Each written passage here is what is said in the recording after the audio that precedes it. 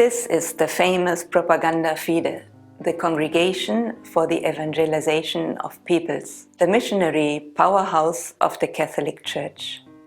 Pope Gregory XV founded it in 1622 to coordinate the missionary work of the Church carried out by the various religious missionary institutions. Father Arnold had to come here to get the approval for his mission house and its statutes, and to ask for mission territories to be assigned to the SVD. Arnold Janssen experienced many joys and sorrows in the rooms of the propaganda.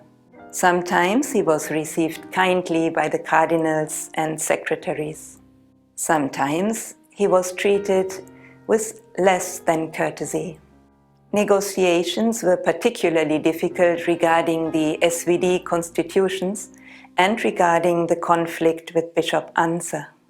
A secretary working at the Propaganda Fide recalls his first encounter with the founder. I like to think back to 1878, when Father Arnold Janssen came to Rome for the first time, reported on the mission house in Steil, and asked for a blessing for it. Cardinal Simeoni said to me at that time, "What could this penniless priest be thinking of? It is simply impossible to build a mission house for Germany now."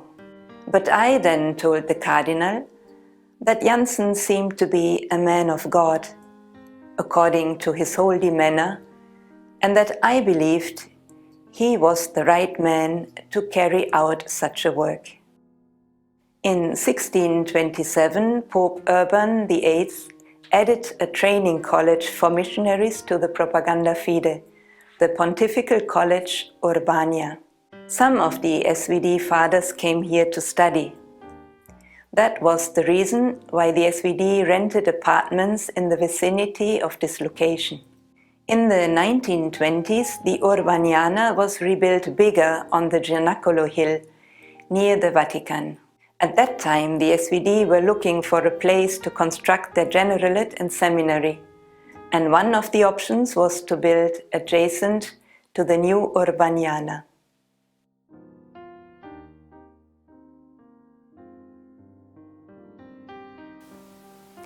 This is St. Peter's in all its splendor.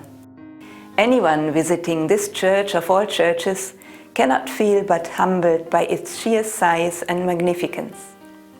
It was Father Arnold's powerhouse. When he stayed in Rome, he came here every day to pray. Long prayers they were, because, as he writes to Steil, "When I go to Steil in spirit, since the number of those for whom I have to pray is quite large, and I like to remember each and every one of you, there's always good material for prayer." Prayer time was his source of strength in his often difficult undertakings in Rome. I go to St. Peter's as often as I can in the afternoon. These are the hours of my spiritual rest in Rome. In all what there is to see in St. Peter's Basilica, 3 places stood out for Arnold Janssen. First and foremost, of course, St. Peter's tomb. Next, the altar of St. Gregory with his relics. Pope Gregory is rightly called the Great. His writings were so powerful that they were considered to be particularly inspired by the Holy Spirit. That is why he is usually shown with a dove. Gregory was the first pope to send out missionaries, namely to the Anglo-Saxons in England. Arnold Janssen chose Gregory the Great as one of the patrons of the society. Another place Arnold Janssen loved is this chapel. It is dedicated to the presentation of Mary in the temple. Of all the Marian feasts, this was his favorite.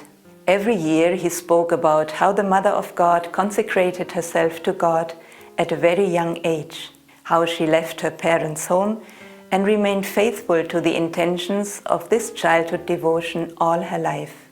In this way, she became the model of all apostolic men and women. Father Gier, who was a student in Rome as a young priest, reports that the founder would lead his confreres to this altar to pay respect to Our Lady.